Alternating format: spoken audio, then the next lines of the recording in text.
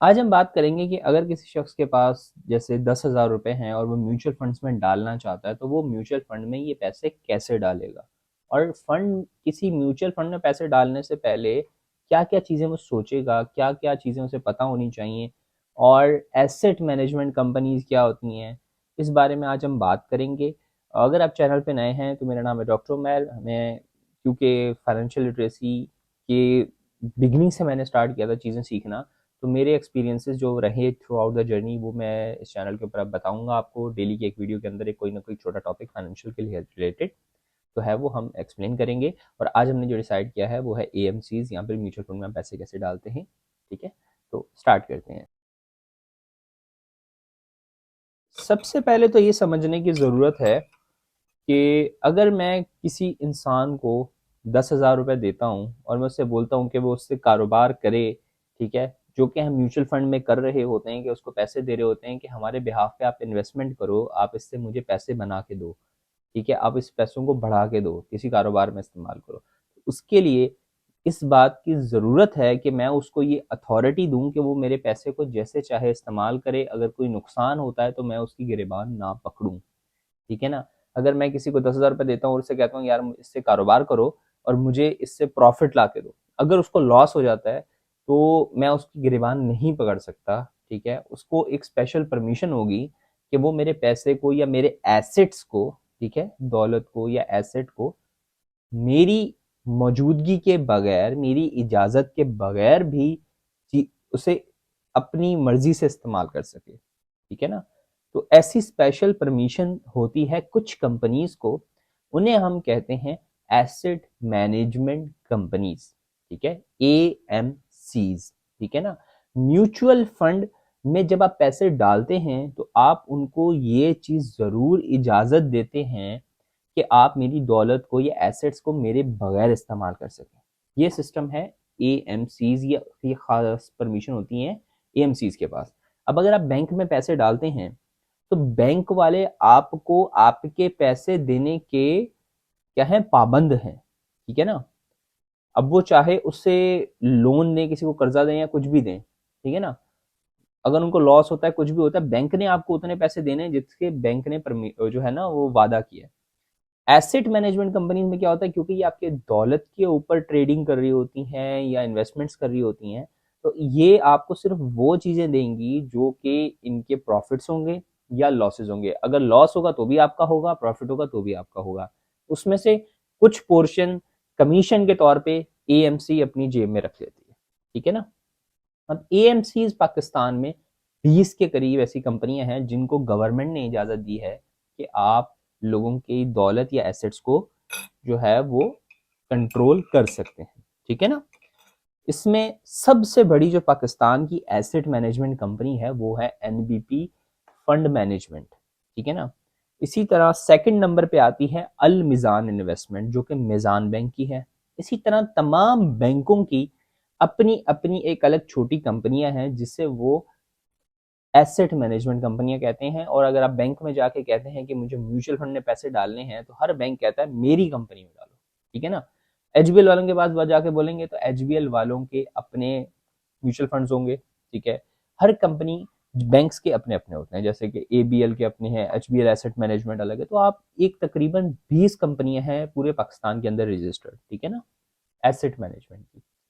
अब आपने अगर म्यूचुअल फंड में पैसे डालने हैं तो आप कैसे डालेंगे। देखिए, जो एसेट मैनेजमेंट कंपनी है ना, ठीक है ना, जैसे मिसाल के तौर पे अगर मेरी एक कंपनी है जो लोगों के पैसों को लेके उससे कारोबार करती है। अब क्या होगा कि मेरी छोड़े, आप HBL की ले लेते हैं, HBL वालों की है, सही है ना। अब HBL वालों की जो कंपनी है, तो अब लोगों की चीजें तो कंट्रोल कर रही है, समझ रहे बात। अब उसमें क्या होंगे, डिफरेंट प्रोडक्ट्स होंगे, यानी कि वो कंपनी डिफरेंट ऑप्शंस जो है ना वो ऑफर करेगी कि भाई आप अगर चाहते हैं कि आपके पैसे हम म्यूचुअल फंड में डालें, ठीक है ना, तो आप, हमारा एक म्यूचुअल फंड ऐसा है जो कि आपकी इन्वेस्टमेंट स्टॉक मार्केट में डालेगा। एक हमारा म्यूचुअल फंड ऐसा है जो कि आपकी जो पैसे हैं वो प्रॉपर्टी में डालेगा। एक म्यूचुअल फंड ऐसा है जो आपके आपके पैसे गाड़ियों के अंदर डालेगा। मतलब मेरी जैसे कंपनी है या एचबीएल की कोई कंपनी है, तो उसमें छोटे छोटे छोटे छोटे छोटे छोटे प्रोडक्ट्स या यूँ समझें कि फंड्स अलग अलग बने हुए होते हैं। ठीक है ना? अगर कोई शख्स चाहता है कि मैं जो 5,000 रुपए हैं वो स्टॉक मार्केट के अंदर डालना चाहता हूँ, लेकिन आप मेरे बिहाफ पे करो, तो क्या होगा, वो ऐसे स्टॉक मार्केट के म्यूचुअल फंड में डाल देगा। अगर वो चाहता है नहीं कि मैं प्रॉपर्टी के में डालूं, तो प्रॉपर्टी में डाल देगा। इस तरह हर एसेट मैनेजमेंट कंपनी अपने मुख्तलिफ किस्म के म्यूचुअल फंड्स ऑफर करती है, जिसमें अब जो है वो एक टारगेटेड अप्रोच होती है ना। ठीक है, यानी कि अगर एक एक फंड है वो प्रॉपर्टी में काम कर रहा है, एक फंड ऐसा है जो कि उसमें किसी भी जो है वो समझें गवर्नमेंट के सिक्योरिटीज में काम कर रहा है, या मुख्तलिफ किस्म की चीजें, मतलब हर फंड की एक खास टारगेटेड चीज होती है कि मैं पैसे इसमें डालूंगा। ठीक है ना? अब ये आपने सबसे पहले सोचना है कि जो आप म्यूचुअल फंड में पैसे डाल रहे हैं, वो आप किस फंड में डालना चाहते हैं। ठीक है ना? सही है कि आप स्टॉक मार्केट में डालना चाहते हैं, आप प्रॉपर्टी में डालना चाहते हैं, या आप मिक्स करके डालना चाहते हैं। तो हर एसेट मैनेजमेंट कंपनी के ना मुख्तलिफ किस्म के छोटे छोटे छोटे छोटे म्यूचुअल फंड्स बने हुए हैं। ठीक है, आपने वो पहले डिसाइड करना है। अब उसमें क्या होता है कि जो फंड्स होते हैं उनको 3 कैटेगरीज में डिवाइड किया जाता है। एएमसीज या जो एसेट मैनेजमेंट कंपनियां होती हैं, इस ये तमाम क्या करती हैं, हर अपने फंड को समझें 3 किस्म के लेबल लगाती हैं। एक ग्रीन लगा लें, ऑरेंज लगा लें, जैसे ट्रैफिक लाइट्स होती है ना। उसमें एक होता है हाई रिस्क, एक होता है मीडियम रिस्क, एक होता है लो रिस्क। ठीक है ना? अब एक म्यूचुअल फंड ऐसा है, यानी कि एक जगह पे जो फंड मैनेजर है या फंड है वो ऐसा है कि जो एग्रेसिव इन्वेस्टमेंट करता है, यानी कि ऐसी इन्वेस्टमेंट ही करता है या तो चांद पे या जमीन पे। उसमें क्या होगा, हाई रिस्क होगा। जहां पे रिस्क ज्यादा होगा वहां पे रिवॉर्ड भी ज्यादा होगा। ठीक है ना? अब क्या होगा कि हर कंपनी आपको इसी तरीके से मुख्तलिफ फंड्स के बारे में बताती है। ठीक है, अगर आप बैंक में खुलवाना चाहते हैं या फिर किसी भी और कंपनियों वगैरह में खुलवाना चाहते हैं, अला हारिफ हबीब में खुलवाएं, एकेडी में खुलवाएं, किसी भी कंपनी में खुलवाएं, ये एसेट मैनेजमेंट में आप जो अपना अकाउंट खुलवाएंगे और अपने पैसे किसी एक म्यूचुअल फंड के अंदर डाल देते हैं। ठीक है ना? अब जो ये पेमेंट आपने कर दी है, ठीक है ना, इसमें हाई रिस्क, मीडियम और लो रिस्क का सिस्टम है। जहां पे ज्यादा पैसे बनते हैं वहां पे रिस्क ज्यादा होता है। इसी तरीके से जैसे ओल्ड एज जो लोग होते हैं, जो बुजुर्ग होते हैं, जिन्होंने अपनी, जैसे अगर किसी को रिटायरमेंट हुई है, तो क्या होगा, वो कहेगा कि मैं ऐसी इन्वेस्टमेंट नहीं करना चाहता कि मेरे सारे पैसे खत्म हो जाएं या सारे पैसे उड़ जाएं। ठीक है ना? वो क्या करेगा, वो लो रिस्क म्यूचुअल फंड में डालना चाहेगा। इसी तरह जो यंग बंदा होगा 20 साल में, 21 साल में, उसको इस तरह फर्क नहीं पड़ेगा कि भाई मेरे पैसे चले भी जाते तो मसला नहीं है, मेरी पूरी जिंदगी पड़ी है। ठीक है ना? वो हाई रिस्क में डालना चाहेगा। ठीक है ना? तो इस तरीके से जो आपका पोर्टफोलियो हो या जो पैसे आप इन्वेस्टमेंट करना चाहते हो, अगर यंगर एज है तो आप हाई रिस्क वालों में डालो, ताकि अगर प्रॉफिट हो यंग एज में तो अच्छा खासा हो, ताकि आपका फायदा हो लॉन्ग टर्म में ना। अगर आपने जो है वो इन्वेस्टमेंट की है और आपको सिर्फ 2 से 3% का प्रॉफिट हो रहा है, तो वो कोई प्रॉफिट नहीं है यंग एज के लिए। ठीक है ना? लेकिन ओल्ड एज में क्या होता है, आपको सेफ रहना होता है, आपको बुढ़ापा सिक्योर करना होता है। सही ना? इस तरीके से आप जो है वो फंड्स डिसाइड करते हो। जो स्टॉक मार्केट के फंड्स होते हैं वो यूजुअली हाई रिस्क होते हैं। फिर एक आते हैं जिसमें ऑयल कंपनीज हो गई या मुख्तलिफ किस्म के फंड्स होते हैं। लेकिन अगर आप, मैं आपसे ये कहूँगा कि जो आपका पोर्टफोलियो हो या जो आप म्यूचुअल फंड में आप डालना चाहें, तो आप 2 फंड्स में डालिएगा। ठीक है ना? एक, आप मिसाल के तौर पे अगर मेरे पास 10,000 रुपए हैं, मैंने अपनी तरफ से इंतखाब कर लिया कि मैं म्यूचुअल फंड के एचबीएल में डालना चाहता हूँ। ठीक है ना? तो मैं क्या करूंगा, एचबीएल वालों के पास जाऊंगा, उनसे जाके ये बात कहूंगा कि मैं जो है वो म्यूचुअल फंड में पैसे डालना चाहता हूँ। एचबीएल के अंदर ही बैठे हुए होते हैं बंदे, ठीक है, उन्हीं की, क्योंकि उन्हीं की कंपनी है एचबीएल वालों की ही। तो वो आपसे फॉर्म शॉर्म फिल करवाएंगे, आपकी जो है वो एनआईसी लेंगे, आपका मतलब अगर बिजनेस है तो बिजनेस के डॉक्यूमेंट्स लेंगे, सैलरी है तो सैलरी की स्लिप वगैरह मांगेंगे, कोई भी डॉक्यूमेंट का प्रूफ मांगेंगे। उसके बाद आपका एक अकाउंट खोल देंगे। फिर आपने जो पैसे डालने हैं, मैं आपसे ये कहूंगा, अगर आपकी यंग एज है तो आप अगर 10,000 रुपये भी डालना चाहते हैं, तो 5,000 डालिएगा हाई रिस्क के अंदर, 5,000 डालिएगा लो रिस्क के अंदर। हाई रिस्क में आमतौर पे ये लोग स्टॉक मार्केट में इन्वेस्ट करते हैं। लो रिस्क में अंदर क्या होता है कि ये लोग गवर्नमेंट सिक्योरिटीज के अंदर डालते हैं। अब जो गवर्नमेंट होती है, क्योंकि उसको अब देखेंगे पाकिस्तानी गवर्नमेंट बहुत मकरूज है ना, तो किस तरीके की मकरूज है, वो ये होता है कि बैंकों से लोन लेती है।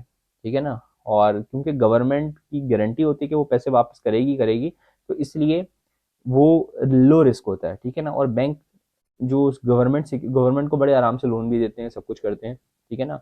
तो वो गवर्नमेंट सिक्योरिटीज़ के लोन्स होते हैं, फिर डिफेंस के जो सर्टिफिकेट या बॉन्ड्स वगैरह होते हैं वो इस किस्म के होते हैं।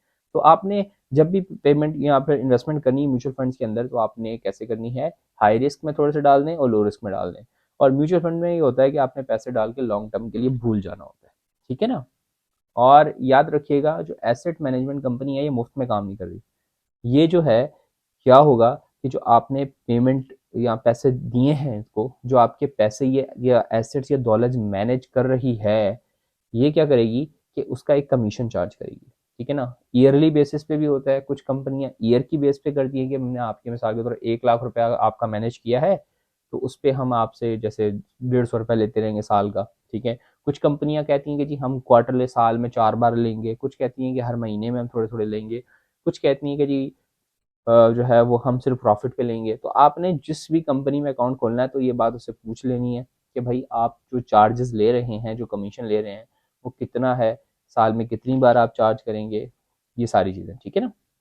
फिर दूसरा एक और इम्पॉर्टेंट चीज़ होती है कि जो चार्जेस हैं, ठीक है ना, ये चाहे प्रॉफिट हो या लॉस हो, आपको देने ही देने हैं।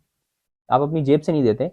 मिसाल के तौर पे अगर आपने 1 लाख रुपया डाला था म्यूचुअल फंड के अंदर, तो ये खुद ही उसके जो आपके पैसे होंगे उसमें से थोड़ा सा अमाउंट काट लेंगे, फिर थोड़ा सा और काट लेंगे, थोड़ा सा और काट लेंगे। और आपको अमूमन जो एसेट मैनेजमेंट कंपनी होती है वो क्या करती है, जिसमें भी आपका म्यूचुअल फंड का अकाउंट है, वो आपको एक एप्लीकेशन दे देती है, उसके अंदर आप जो है वो रेगुलरली अगर चाहो तो देखना चाहो तो पेमेंट्स वगैरह आप देख सकते हो कि आपके कितने पैसे हैं कितने नहीं है, ये सारी चीज़ें बताती है, ठीक है ना।